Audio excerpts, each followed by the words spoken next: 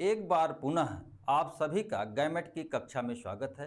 हम सभी लोग अध्ययन कर रहे हैं टीजीटी परीक्षा वर्ष 2009 में आए हुए प्रश्नों का।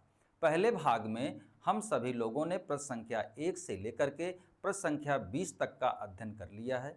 आज हम दूसरे भाग का अध्ययन करेंगे जिसमें हमने प्रश्न संख्या 21 से लेकर के प्रश्न संख्या 40 को लिया है। तो आइए हम प्रारंभ करते हैं प्रश्न संख्या 21। प्रश्न संख्या 21 है, भारत में राष्ट्रपति की आपातकालीन शक्तियां निम्न में से किस देश की देन हैं? विकल्प संख्या 1 है कनाडा के संविधान से, विकल्प संख्या 2 है ऑस्ट्रेलिया के संविधान से, विकल्प संख्या 3 है जर्मनी के बीबर संविधान से, विकल्प संख्या 4 है अमेरिका के संविधान से। तो इसमें जो उत्तर है जर्मनी के बीबर संविधान से भारत में राष्ट्रपति के आपातकालीन शक्तियां ली गई हैं। तो भारत में जो आपातकालीन शक्तियां हैं यह जर्मनी के बीमर संविधान से ली गई हैं। प्रश्न संख्या 22 है कि भारत में सर्वोच्च माना गया है 1 न्यायपालिका को, 2 संसद को, 3 संविधान को और 4 राष्ट्रपति को। तो भारत में सर्वोच्च संविधान को माना गया है। तो देखिए भारत में संविधान को ही सर्वोच्च माना गया है क्योंकि संविधान के अंतर्गत ही राष्ट्रपति, सर्वोच्च न्यायालय, संसद आदि की शक्तियां और कार्य गठन आ जाते हैं। प्रश्न संख्या 23 है कि 42वें संविधान संशोधन द्वारा प्रस्तावना में निम्नलिखित में से कौन सा तत्व जोड़ा गया है? 1 है लोकतांत्रिक, 2 है न्याय, 3 है समाजवाद और 4 है राजनैतिक। तो 42वें संवैधानिक संशोधन के द्वारा प्रस्तावना में समाजवाद शब्द जोड़ा गया है। 42वां संवैधानिक संशोधन कब आया? 42वां संवैधानिक संशोधन 1976 में आया। इस संविधान संशोधन के द्वारा प्रस्तावना में 3 शब्द जोड़े गए जिसमें पहला शब्द है समाजवादी, दूसरा है पंथनिरपेक्ष और तीसरा है अखंडता। इस तरह से 42वें संविधान संशोधन के द्वारा भारतीय प्रस्तावना में समाजवादी, पंथनिरपेक्ष और अखंडता शब्द जोड़े गए हैं। प्रश्न संख्या 24 पर हम आते हैं। भारतीय संविधान में किस संशोधन के परिणाम स्वरूप संपत्ति का अधिकार मूल अधिकारों की सूची से हटा दिया गया? इस प्रश्न में पूछ रहा है कि वह कौन सा संविधान संशोधन है जिसके द्वारा संपत्ति के अधिकार को मूल अधिकारों से अलग कर दिया गया। विकल्प संख्या 1 है 44वें संविधान संशोधन द्वारा, विकल्प संख्या 2 है 42वें संविधान संशोधन के द्वारा, 3 है 43वें संविधान संशोधन के द्वारा, 4 है 45वें संविधान संशोधन के द्वारा। तो इसमें जो उत्तर है वह है 44वें संविधान संशोधन के द्वारा। 44वें संविधान संशोधन 1978 के द्वारा संपत्ति का अधिकार जो मूल अधिकार था उसे संविधान के अनुच्छेद 300 का में, किसमें? 300 का में स्थापित कर एक विधिक अधिकार बना दिया गया है। कैसा अधिकार? विधिक अधिकार। यानी किसी व्यक्ति के संपत्ति को कानून के द्वारा ही वंचित किया जा सकता है। प्रश्न संख्या 25 है कि भारत के राष्ट्रपति पर महाभियोग लगाने का अधिकार है। 1 सर्वोच्च न्यायालय को, 2 लोकसभा अध्यक्ष को, 3 संसद के दोनों सदनों को, 4 प्रधानमंत्री को। तो इसमें जो उत्तर होगा संसद के दोनों सदनों को। भारत के राष्ट्रपति पर महाभियोग लगाने का अधिकार संसद के दोनों सदनों, लोकसभा और राज्यसभा को है। राष्ट्रपति पर महाभियोग का जो प्रावधान संविधान में किया गया है वह अनुच्छेद 61 के अंतर्गत किया गया है। यह महाभियोग राष्ट्रपति पर संविधान के अतिक्रमण पर ही लगाया जा सकता है। संविधान का अतिक्रमण के अलावा किसी अन्य आधार पर राष्ट्रपति पर महाभियोग नहीं लगाया जा सकता।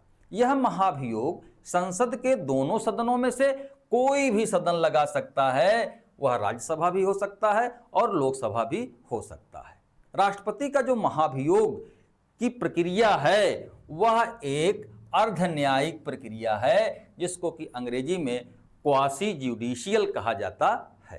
राष्ट्रपति पर महाभियोग लगाने के पहले एक शर्त है कि जो सदन राष्ट्रपति पर महाभियोग ला रहा है उस सदन के कुल सदस्य संख्या के 1/4 सदस्यों के द्वारा एक संकल्प प्रस्तावित हो और 14 दिन पहले राष्ट्रपति को इसकी सूचना दे दी गई हो, तथा जिस सदन में महाभियोग का प्रस्ताव लाया गया है उस सदन के समस्त संख्या के 2/3 बहुमत से उस संकल्प को पारित कर दिया गया हो। जब पहला सदन या जो सदन आरोप राष्ट्रपति पर लगाता है तो दूसरा सदन उसकी जांच करता है।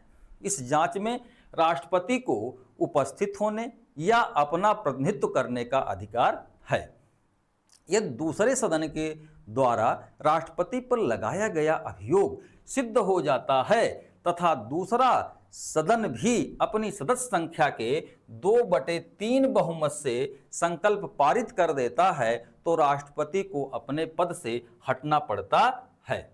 प्रश्न संख्या 26 है कि भारत का राष्ट्रपति राज्यसभा के कितने सदस्यों को मनोनीत कर सकता है? 1 है 2 है 10, 3 है 12 और 4 है 6। तो राष्ट्रपति जो है राज्यसभा में 12 सदस्यों को मनोनीत कर सकता है। भारत का राष्ट्रपति राज्यसभा में कुल 12 सदस्यों को मनोनीत कर सकता है। ये जो 12 सदस्य हैं ये विविध क्षेत्रों से होते हैं। ये क्षेत्र हैं साहित्य, विज्ञान और कला। इन 3 क्षेत्रों से ही राष्ट्रपति 12 सदस्यों को राज्यसभा में मनोनीत करते हैं। राज्यों में राज्यपाल भी 1/6 सदस्यों को मनोनीत करता है और इन 1/6 सदस्यों में साहित्य, विज्ञान, कला तो होता ही है, साथ ही राज्यपाल को एक क्षेत्र जिसका नाम है समाज सेवा से भी मनोनीत करने का अधिकार होता है। प्रश्न संख्या 27 है कि भारत के संसद के दोनों सदनों के संयुक्त बैठक की अध्यक्षता कौन करता है? 1 है राष्ट्रपति, 2 है उपराष्ट्रपति, 3 है लोकसभा अध्यक्ष और 4 है प्रधानमंत्री। तो इसमें जो उत्तर सही होगा वह होगा लोकसभा अध्यक्ष। भारत के संसद के दोनों सदनों की संयुक्त बैठक की अध्यक्षता जो व्यक्ति करता है वह है लोकसभा अध्यक्ष। संसद के दोनों सदनों का नाम जो है लोकसभा और राज्यसभा है। जो संयुक्त बैठक है इसकी आवश्यकता कब पड़ती है? जब विधायी गतिरोध यानी जब किसी सामान्य विधेयक को लोकसभा पारित कर देती है तथा राज्यसभा उससे असहमत है या फिर उस विधेयक को 6 माह से अधिक अवधि तक रोके रह जाता है, तो राष्ट्रपति को संविधान के अनुच्छेद 108 के तहत यह अधिकार है कि विधायी गतिरोध को दूर करने के लिए वह दोनों सदनों की संयुक्त बैठक बुलाए। इस संयुक्त बैठक की जो अध्यक्षता होता है हमने बताया वह लोकसभा अध्यक्ष करता है। धन विधेयक जिसका प्रावधान अनुच्छेद 110 और संविधान संशोधन विधेयक जिसका प्रावधान अनुच्छेद 368 है, इनके संदर्भ में संयुक्त बैठक का प्रावधान नहीं है। साधारण विधेयक के अलावा निम्न स्थितियों में दोनों सदनों की संयुक्त बैठक होता है। भारतीय संविधान के अनुच्छेद 87 यानी 87 में यह प्रावधान है कि राष्ट्रपति दोनों सदनों को कब संबोधित करेंगे? पहला, जब प्रत्येक आम चुनाव का पहला सत्र हो तब या फिर प्रत्येक वर्ष पहले सत्र के प्रारंभ में राष्ट्रपति दोनों सदनों के संयुक्त बैठक को संबोधित करते हैं। प्रश्न संख्या 28 है कि भारत के पहले उप प्रधानमंत्री कौन थे? 1 चौधरी चरण सिंह, 2 जगजीवन राम, 3 मोरारजी देसाई, 4 सरदार भाई वल्लभ पटेल। तो यहाँ पर उत्तर सरदार भाई पटेल होगा। भारत के पहले उप प्रधानमंत्री सरदार पटेल हैं। इन्हें भारत का बिस्मार्क कहा जाता है। बिस्मार्क इन्हें क्यों कहा जाता है? क्योंकि इन्होंने बिस्मार्क की तरह ही भारत के 565 से अधिक देशी रियासतों का एकीकरण किया। सरदार भाई वल्लभ पटेल खेड़ा सत्याग्रह तथा बारदोली सत्याग्रह 1928, खेड़ा सत्याग्रह 1918 में भाग लिया और ये दोनों किसान आंदोलन, खेड़ा और बारदोली सत्याग्रह या किसान आंदोलन था। बारदोली सत्याग्रह में ही वल्लभ भाई पटेल को सरदार की उपाधि महिलाओं ने दिया था। ये दोनों आंदोलन किसानों के आंदोलन थे जो उच्च करों के विरोध में थे। सरदार भाई वल्लभ पटेल को भारत का लौह पुरुष कहा जाता है। सरदार भाई वल्लभ पटेल के सम्मान में भारत सरकार ने विश्व की सबसे ऊंची प्रतिमा स्टैचू ऑफ यूनिटी को उन्हें समर्पित किया। यह स्टैचू ऑफ यूनिटी गुजरात राज्य के नर्मदा जिले के साधु बेट नामक द्वीप पर स्थित है। संख्या 29 है, भारतीय संविधान में प्रथम संशोधन हुआ था 1950 में, 1951 में, 1952 में, 1954 में। तो इसमें जो उत्तर सही होगा वह होगा 1951 में। भारतीय संविधान में पहला संशोधन 1951 में किया गया। इस संशोधन के द्वारा संविधान में कई प्रावधान जोड़े गए, जैसे अनुच्छेद 15 का 4 जोड़ा गया, अनुच्छेद 19 का 3 जोड़ा गया, अनुच्छेद 31 का क और ख जोड़ा गया, 9वीं अनुसूची जोड़ी गई।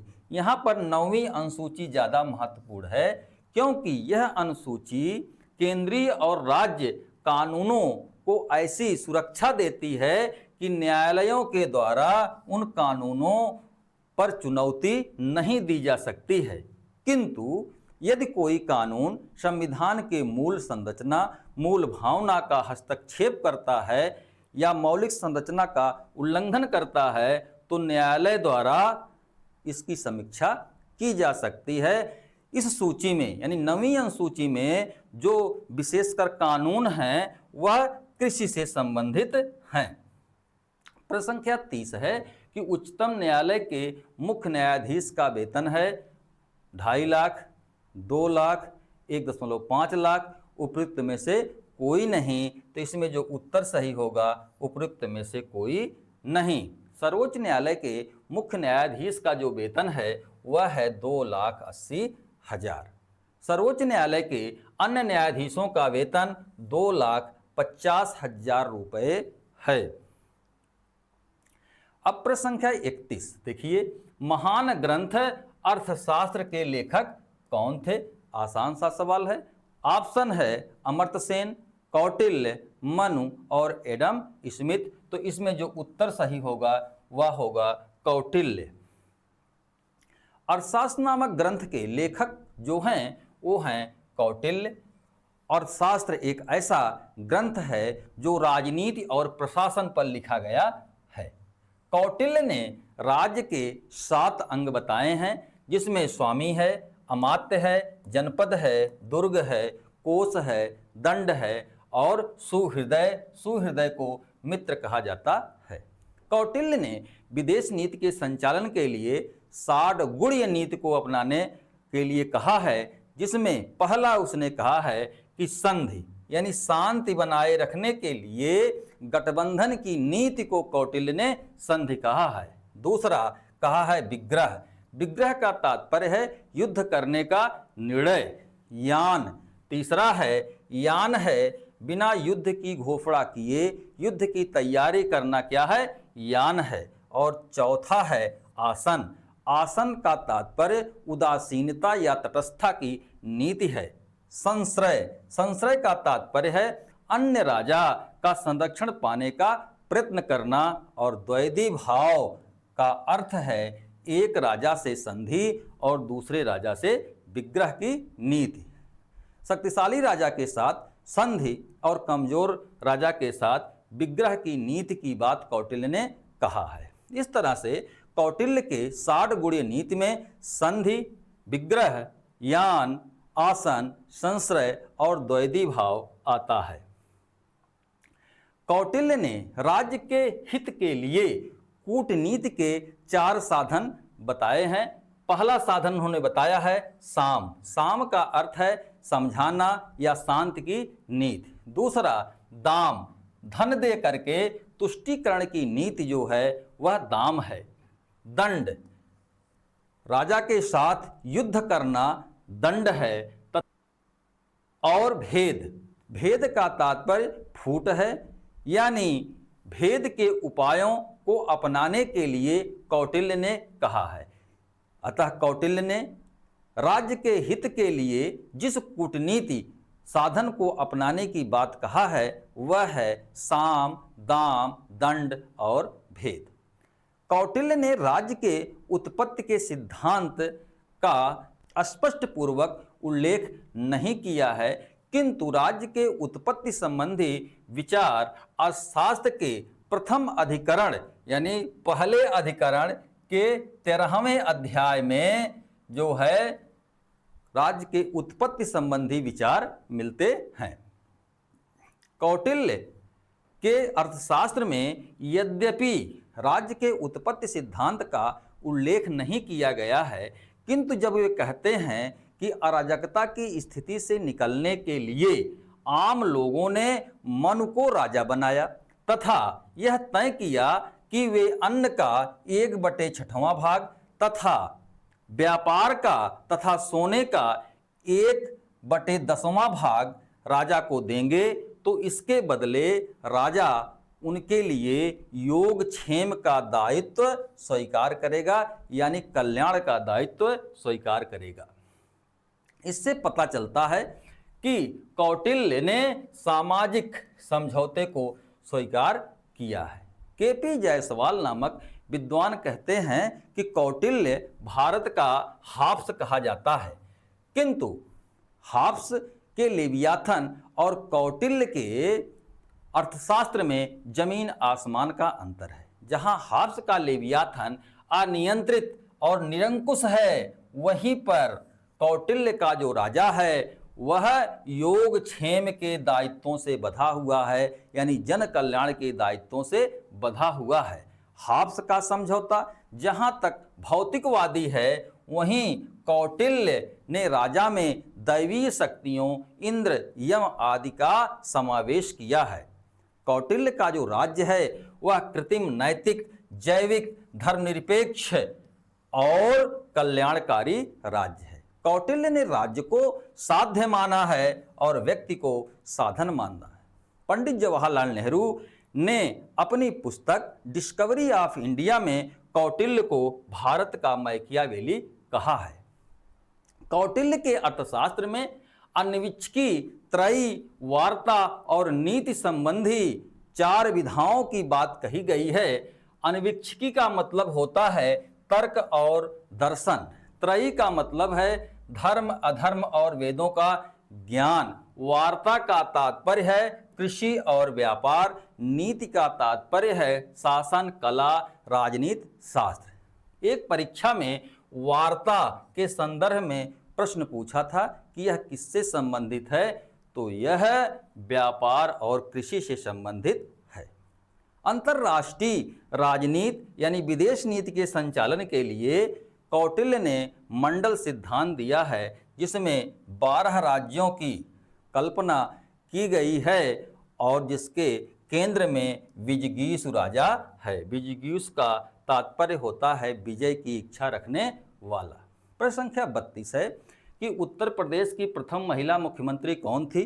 सरोजिनी नायडू, मायावती, सुचेता कृपलानी, विजय लक्ष्मी पंडित। तो इसमें जो उत्तर सही होगा वह होगा सुचेता कृपलानी। उत्तर प्रदेश की प्रथम मुख्यमंत्री सुचेता कृपलानी थी। सुचेता कृपलानी ने मुख्यमंत्री का पद 1963 से लेकर के 1967 तक धारित किया। पहली महिला राज्यपाल उत्तर प्रदेश की सरोजिनी नायडू थी।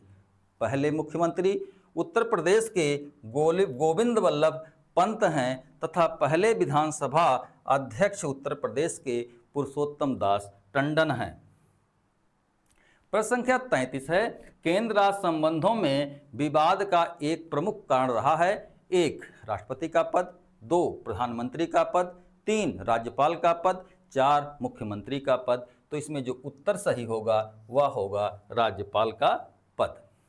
केंद्र राज्य संबंधों में विवाद का जो प्रमुख कारण रहा है वह राज्यपाल का पद रहा है, क्योंकि राज्यपाल का जो पद है वह केंद्र सरकार के अधीन है और केंद्र सरकार अपने हितों के अनुरूप राज्यपालों का प्रयोग करता रहा है, इसीलिए यह विवाद का कारण रहा है। राज्यपाल के संदर्भ में जो प्रमुख विवाद का कारण रहा है कि केंद्र सरकार के द्वारा उनकी जो नियुक्ति की जाती है, उनकी संवैधानिक जो भूमिकाएं हैं, उनके स्वविवेकी शक्तियां जो हैं, ये जो है विवाद के प्रमुख कारण रहे हैं। प्रश्न संख्या 34 है कि नागालैंड की राजधानी है। 1 पोर्ट ब्लेयर, 2 ईटानगर, 3 कोहिमा, 4 अगरतला। तो इसमें जो उत्तर सही है वह है कोहिमा। नागालैंड की राजधानी कोहिमा है। आप पूर्वोत्तर राज्यों की राजधानियों को भी यहाँ देखिए। असम का गुवाहाटी है, अरुणाचल प्रदेश का ईटानगर है, मणिपुर का इम्फाल है, मेघालय का शिलांग है, मिजोरम का आइजोल है और त्रिपुरा का अगरतला है। प्रश्न संख्या 35 है कि तुम मुझे खून दो मैं तुम्हें आज़ादी दूंगा किसने कहा था? गांधी जी, सुभाष चंद्र बोस, बिपिन चंद्र पाल, दादा भाई नौरोजी। तो यह कथन सुभाष चंद्र बोस का है। सुभाष चंद्र बोस ने कहा था कि तुम मुझे खून दो मैं तुम्हें आज़ादी दूंगा। सुभाष चंद्र बोस का एक कथन और भी प्रसिद्ध है कि दिल्ली चलो।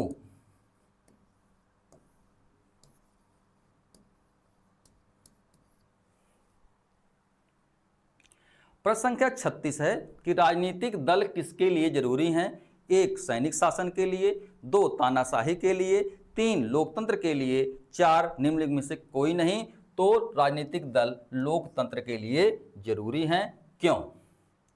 क्योंकि लोकतंत्र में सरकार के निर्माण के लिए बहुमत की आवश्यकता होती है और राजनीतिक दल जो होते हैं ये बहुमत प्राप्त करने का प्रयास करते हैं। राजनीतिक दल और क्यों जरूरी हैं कि ये जनमत निर्माण के साधन हैं तथा ये जनता और सरकार के बीच कड़ी का काम करते हैं। ये विरोधी दल के रूप में सरकार के ऊपर नियंत्रण लगाने का कार्य करते हैं तथा वैकल्पिक सरकार के निर्माण का रास्ता भी तैयार करते हैं। यानी जनता के सामने ये सरकार का विकल्प रखते हैं जिससे जनता अपनी पसंद के अनुसार सरकार को चुन सके। प्रश्न संख्या 37 है कि राज्य का आधार शक्ति नहीं इच्छा है, निम्न में से यह कथन किसका है? तो गार्नर, गेटल, ग्रीन और गिलक्राइस्ट, यह कथन ग्रीन का है। राज्य का आधार शक्ति नहीं इच्छा है, यह कथन ग्रीन का है। प्रश्न संख्या 38 है कि राज्य के उत्पत्ति के बारे में सामाजिक समझौते का एक सिद्धांत निम्न में से किस सिद्धांत के विरुद्ध प्रतिक्रिया स्वरूप में आया? यानी कि वह कौन सा सिद्धांत था जिसके विरोध में सामाजिक समझौता सिद्धांत आया?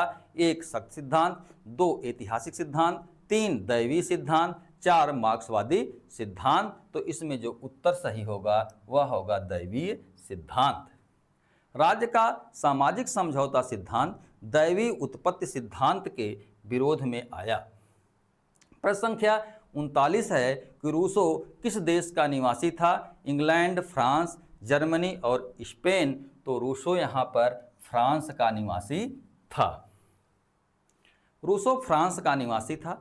रूसो के जो विचार हैं वह मुख्यतया उसकी पुस्तक सोशल कॉन्ट्रैक्ट में निहित हैं। रूसो ने मानव स्वभाव के बारे में बात किया। उसने मनुष्य को वन्य जीव प्राणी के रूप में उसके स्वभाव का वर्णन किया। उसने प्राकृतिक अवस्था की बात कही। प्राकृतिक अवस्था जो है वह शांतिमय अवस्था थी। वह सामाजिक समझौते की भी बात करता है और यह कहता है कि व्यक्ति परस्पर समझौता स्वयं से करते हैं और स्वयं को ही अपनी शक्ति सौंप देते हैं, जिसके फलस्वरूप सामान्य इच्छा जो है अस्तित्व में आती है। वाहन ने रूसो पर टिप्पणी करते हुए कहा कि रूसो की जो सामान्य इच्छा है वह हाब्स का शीश कटा लेवियाथन है। प्रश्न संख्या 40 है कि रक्त संबंध समाज को और समाज राज्य को जन्म देता है, यह कथन किसका है? 1 मैकाइवर, 2 लास्की, 3 लिंडसे, 4 लावेल। तो यह जो है मैकाइवर का कथन है। रक्त संबंध समाज को जन्म देता है और समाज अंततः जो है राज्य को जन्म देता है, यह कथन मैकाइवर का है। मैकाइवर एक बहुलवादी विचारक है। मैकाइवर राज्य के ऐतिहासिक विकास के सिद्धांत में विश्वास करता है और मैकाइवर की एक प्रथिक पुस्तक है जो परीक्षाओं में अक्सर पूछी जाती है, मॉडर्न स्टेट। इस तरह से आपने प्रश्न संख्या 21 से लेकर के प्रश्न संख्या 40 तक का अध्ययन कर लिया। धन्यवाद।